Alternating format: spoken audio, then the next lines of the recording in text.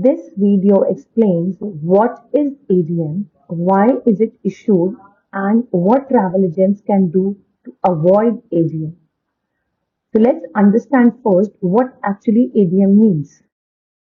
ADM stands for Agency Debit Memo, which is a notice sent by the airline to the travel agent containing the penalty amount to be paid by the travel agent for the mistakes made while booking the air tickets. Talking about why ADMs are issued. ADMs are issued if travel agent does not follow the policy of the booking, does not follow the policy and the rules related to fare and ticketing, if travel agent does not follow the refund and cancellation rules, and the last, if travel agent does not follow the conditions, the rules related to reissuance of air tickets.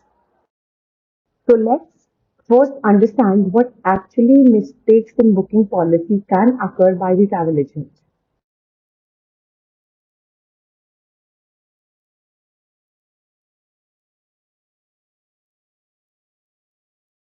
Holding seat for the same passenger in two or more different airlines on the same or adjacent travel dates, or holding seat for the same passenger in same airline but on adjacent travel dates is also considered as violation in booking policy, as it is logically impossible for the passenger to travel in multiple airlines or the same airlines on adjacent travel dates.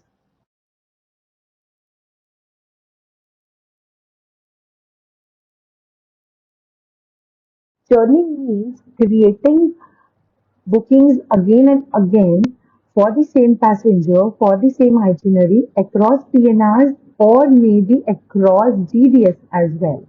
Then it is considered as violation in booking policy and is subject to ADM. Churning till a limit is allowed by the airlines. Like if churning is 5 times or 7 times, it's allowed by the airlines. But if the churning is happening in an excessive way, then it's subject to ADM.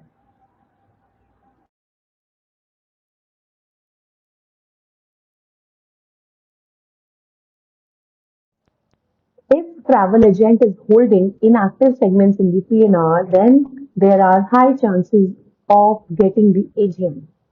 If the airline is cancelled or if the seat by the airline is not confirmed, then airline reverts with the status code in the GDS. It can be any GDS though. Such changes or the notifications are reflected in the queues sections of the GDS.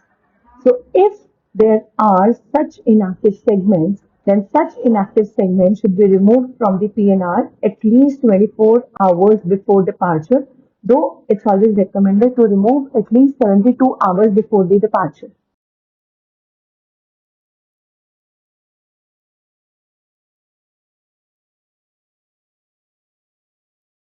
Travel agent must keep a note that if your waitlisted booking has not been confirmed by the airlines, then it should be cancelled at least 24 hours before the departure time, though it is always recommended to remove it at least 72 hours before the departure time by checking all the possible options.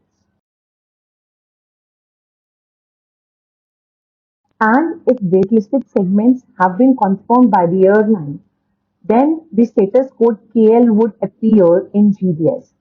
That particular segment is excluded from this violation, and that KL status code should be converted to HK status code by the travel agent if you really want to issue the ticket for that particular PNR.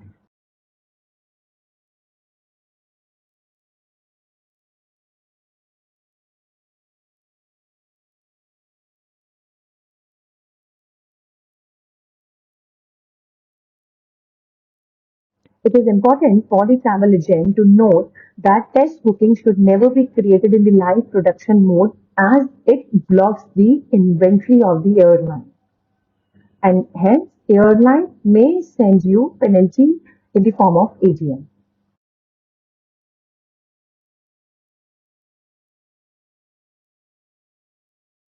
Speculative bookings are those bookings which are made in the anticipation of sale later. So bookings created with fake names, or if a travel agent is selling seats but not finally creating the PNR, which means not creating committed bookings, or if the travel agent is creating test booking for the purpose of checking the prices, etc., or if travel agent is inputting fictitious ticket numbers into the PNR for bypassing the ticket limit and retaining the seats, then all these elements are considered as speculative bookings by the airline, and then airline may pass on the penalty in the form of ADM.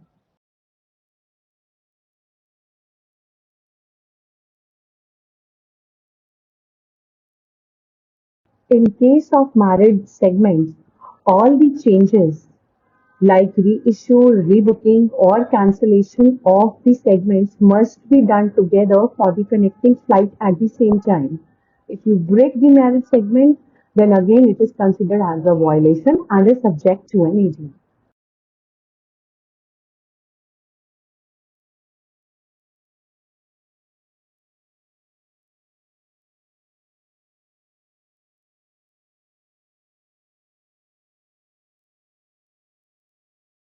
If there are passive bookings existing in the GDS, then all the passive bookings should either be cancelled or ticketed by end of the month, else it will be considered as a violation in passive bookings.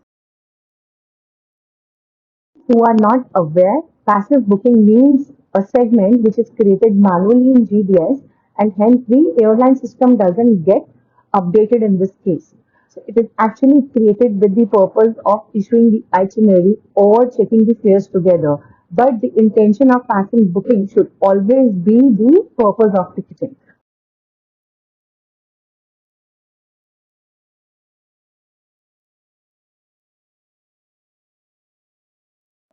If travel agent does not comply with the fare rules, like not meeting the minimum and maximum stay requirement, or not paying the surcharges intentionally, or forcing the fare on another carrier, which is not allowed by the airline, applying child or infant discount manually, which is not allowed as per the fare rule, then that particular GDS or the travel agent is subject to ADM because this was not what was stated in the fare rules. So fare rules must be read very, very carefully before doing the ticketing.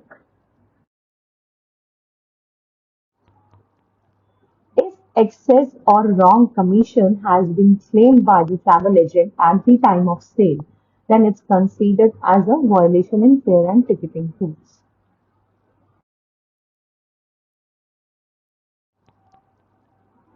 Any misuse of void documents is again considered as violation in fair and ticketing rules and is subject to an AGM.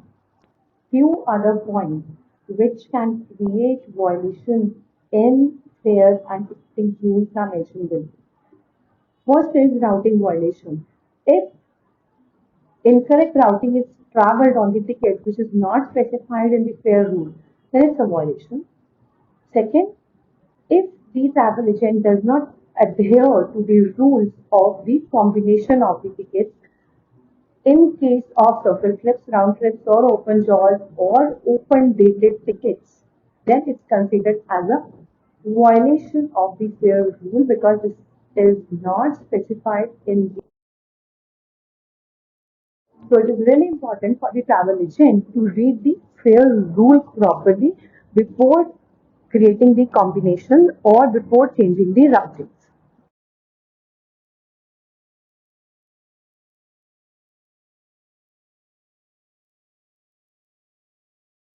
In case of refund and cancellation, if the travel agent calculates refund incorrectly and claims or reclaims under collected penalty amount, as well as the difference between incorrectly claimed refund value is there, then that particular travel agent or the GDS is subject to an AGM.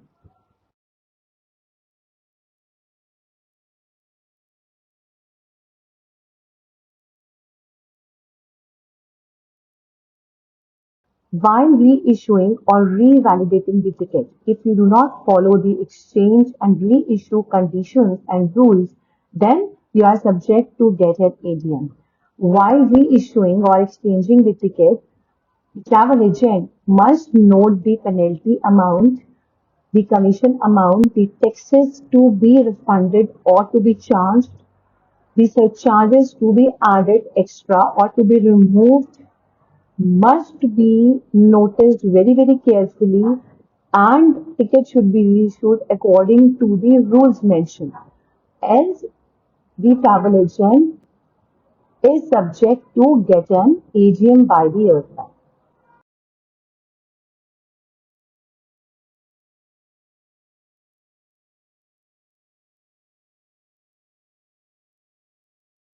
If travel agent does not agree with the ADM issued by the airline, then definitely travel agent can create dispute for the ADM.